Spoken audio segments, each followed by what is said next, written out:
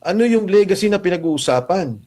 Ngayon, ewan ko, kung yung bang korupsyon na sinasabi na siya nagsimula ng investigasyon, babalik sa kanya yun eh. Sana, di ba, yung Pangulo, kung maganda sana, kung magtutuloy-tuloy, maganda. Pero pagka hindi at nag-iiba-iba, katulad ng nangyari sa administrasyong to, problema. Kaya nga dapat, maging ang Kongreso, maging ang eksekutibo, in sync, nag-iisa doon sa kanilang ginagawa. Kasi, katulad ng binanggit mo, yung mga proyektong binanggit ko, hindi naman sa batas eh. Di ba? Ito'y budget. Pero may loan agreement. Pero hindi pa nila tinuloy o binigyan pa rin nila ng problema sa prioritization kaya hindi natin natapos.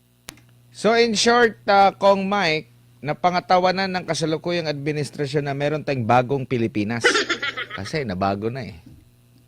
Oo. Alam mo, sabi nga nung nakita ko yung sabi ng Pangulo, sabi niya, yung legacy niya, sabi niya na sana ay hindi masira. Iniisip ko talaga, ano yung legacy na pinag-uusapan? Ngayon, ewan ko, kung yung bang korupsyon na sinasabi na siya nagsimula ng investigasyon, babalik sa kanya yun eh. Di ba? Babalik sa kanya yung problema ng korupsyon. Ang nakita ko lang talaga na, well, in fairness si Secretary Conrad Estrella, yung ginawa niya doon sa DAR, na isa sa mga unang mga achievement yun, ng mga sinauna pa, nung unang pag-upo ni Pangulong Bongbong Marcos, maganda yun. Yan ay isang legacy. Pero other than that, ang nare-recall ko lang yung Kamuning.